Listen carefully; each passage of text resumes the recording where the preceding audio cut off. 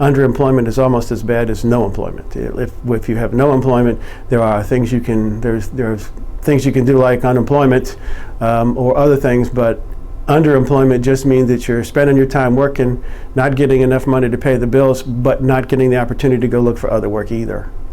But it is easier to get a job when you have a job. So I'm currently part-time employed, still looking for other. I need 2 jobs. My name is Mark Moore, and I'm 63. I went through grammar school and high school here and went post-war baby. In '65, I joined the Navy. So that took me out of here, and then I wound up in college at the University of Florida in Gainesville, Florida, and then moved home. I'm a computer consultant, and everything was fine until, as far as self-employed, lost most of my client base because of Katrina. Lost 3/4 of my house because of Katrina. So in the years afterward, I still had some clients left, but spent most of my time restoring my house. We evacuated for Katrina. I had lived in Miami when Hurricane Andrew came ashore, and we don't stay. So we evacuated and wound up living in 5 states in 4 months, 2 of them Louisiana. Recovery here has been tough. The city was devastated. Then, of course, just to top that off, once everything got back to moderately near normal, the recession hit. I took a job with the Census Bureau in 2009 and 2010 because it was important, not just because it was a job, but it was important to get a good handle on what our population density was. It has to do with the $400 billion federal dollars that are distributed based on population density, congressional, fire, police, roads, all that sort of stuff. So I consider it important, especially for my neighborhood. We're very resilient people.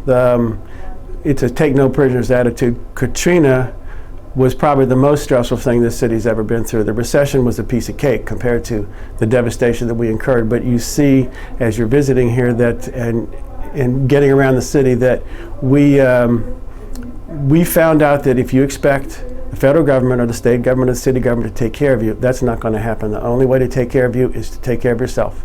So we as a community banded together to help each other to get through this, and we're continuing to get through this. Yes, it's been one knock after another: Katrina, Rita, the storms, the recession, and the oil spill. The oil spill didn't affect us as a people as much, except that the restaurateurs and the providers of seafood found their revenues to drop dramatically because people are afraid to eat it. I eat seafood all the time from the Gulf. It's great. The job I'm working right now was a computer customer, and I had worked for them in 2001 and 2002. And they called me back and said, "We need your help," because they had lost some of their employees as well. So it was a good fit. I have flexible hours so that if something else comes up, I can go and do that too.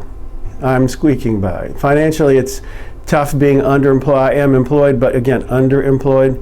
If you say we can work for $7 or $8 an hour, that's not enough money. You can't pay the rent and buy food at $8 an hour.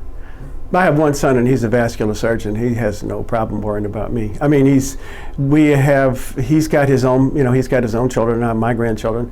I have taken the experience at this age to remind him at his age he needs to start planning today.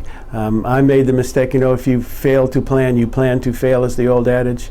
I didn't look far enough forward when I was younger and should have made some differences. I lost a lot of equity when the stock market crashed and my 401k tanked, and what you thought was safe and enough is not enough. So start salting it away now. Start as young as you can.